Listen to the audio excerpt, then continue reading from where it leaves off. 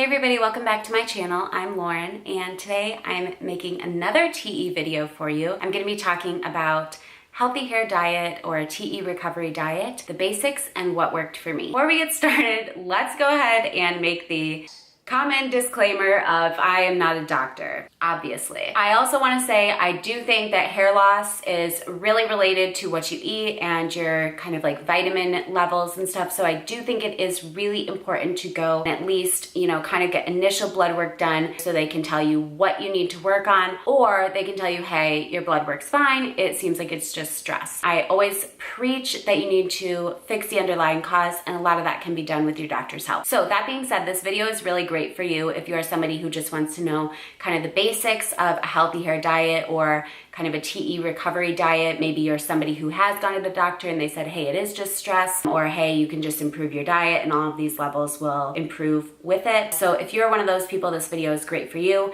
In this video, I'm going to be talking about, just like I said, kind of the basics, the things to remember, what worked for me, and actually kind of break down into a meal plan for my TE recovery diet. Before we jump into the basics, I think that it's important that we make sure that you understand what hair is.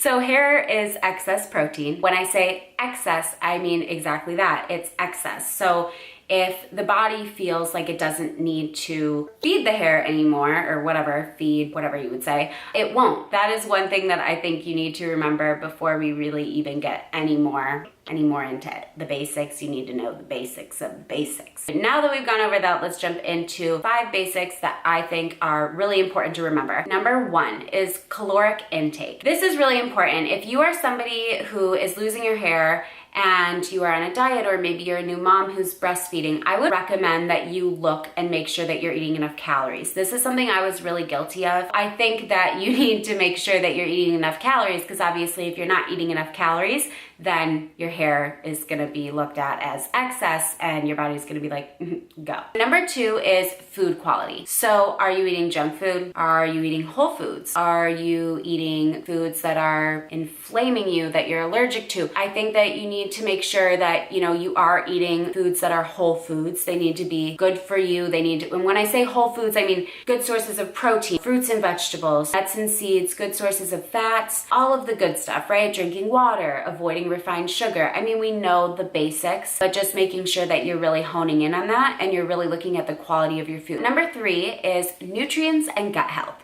So this is one that I think could honestly have its own dedicated video, so I'm not going to touch too much on it. And this is also one that I think is best worked on with your doctor. So definitely keep this in mind though. You want to make sure that you're getting the right nutrients, so vitamins, minerals, that sort of thing. And you also want to make sure that your gut is healthy. So you can do this through supplements and probiotics. That's what I did. If you guys are interested in learning more kind of about my journey with that, everybody's journey is different, but if you kind of want to know my experience, leave a comment down below and that's a video that I might make. Oh, and this is a really good time to mention, if you're not following me on Instagram, you should, because I do polls and ask which video you want to see. So every week I put up 2 TE topics, and then based off of what I receive, I make my video. Now that I put in a plug, let's jump back to the stuff. Next, focus on protein. So again, if your hair is excess protein, you need to make sure you're getting enough protein. There are tons of ways that you can do this. Whole sources of poultry or fish are great. If you're somebody who is vegan or vegetarian, you probably know way more sources of protein that are plant-based than I do. So I'll leave that to you.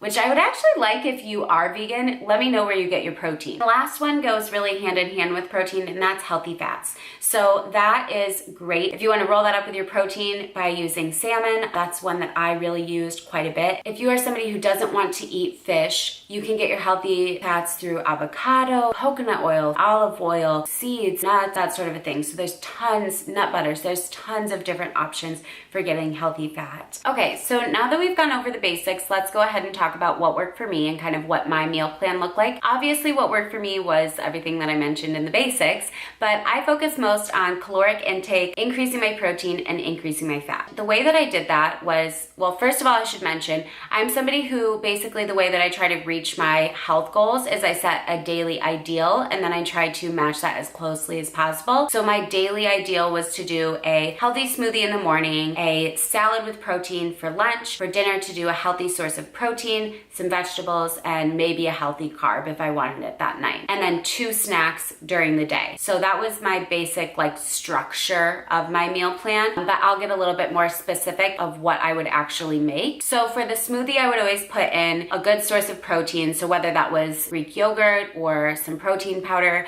I would put in some fruit, especially fruit that had vitamin C, because that's really important. And then I would always make sure to put in some spinach, because spinach really made my hair grow quite a bit. For my morning snack, I would always have walnuts and almonds, and then sometimes I would have a little fruit or some dried fruit if I really wanted it that day, or I felt like I needed a little something extra if I'd worked out in the morning. But typically just stuck to having some having some walnuts and almonds. For lunch, I would do a salad. So I would do a spinach salad. I would do that with some chicken, a very basic dressing, and then I would always add, you know, any type of healthy fat that I could to just make sure that I was getting healthy fat in there along with the carbs and the protein. And for my afternoon snack, I would always do raw veggies with some hummus or some nut butter, so like almond butter, peanut butter, that sort of a thing. This was just easy to munch on, especially if you work at an office like I did at the time and you just wanted something to kind of munch, and it's crunchy and it's yummy and it's just something to do while you're at your desk. This was a great one. It's very easy to take to work. And then for dinner, I would always do a good source of protein. So typically for me, it was salmon or chicken. I love doing the salmon because it would, you know, wrap up that healthy fat requirement in with the protein, which is great. I'm all for combining if you can. And then I would typically do 1 or 2 types of veggies if I wasn't gonna do a carb. And if I did do a carb, I would only do 1 veggie with, you know, sweet potato, rice, something like that, that was, you know, a healthy option as opposed to refined pasta. I would always use coconut oil, olive oil, avocado oil to cook my dinner, and I try to just incorporate these as much as I could throughout the day. I did drink apple cider vinegar twice a day, once in the morning and once at night, and that was a great additive for me. I think that it helps with your blood sugar. It has a number of benefits, but it does help, you know, purify your body. So detoxify your liver, which you want so that your body can focus on growing the hair back and doing those excess things. I would say at the time, I wasn't very aware of collagen, but if I would have been, that would have been something that I would have incorporated into my diet more, even though that is sort of going on the supplement thing, but that is something that I would have incorporated definitely. And then the big thing also is to avoid alcohol. So alcohol can deplete your zinc levels. And again, we're sort of starting to get in that supplement territory, but zinc is really important for hair regrowth, and that can decrease your zinc levels. So avoiding alcohol for a number of reasons is just gonna be beneficial for this. That is everything that I did for my diet. Again, that was always my daily ideal. I did not by any means do that every single day. I'm not perfect, but that was what I strived for. Let me know what you guys do and what works, and any healthy hair foods that you guys like, especially if you are vegan or vegetarian. And also be sure to go, like I said, go over and follow me on Instagram so you can be part of the weekly polls, and be sure to see content that you want over here. Don't forget to subscribe. I really appreciate you guys watching, seriously, and I hope that everybody has a seriously awesome day and feels better by watching these videos and feels more confident. So go out there and be your best you, even if you're not feeling like your best you. Thanks, guys. Bye.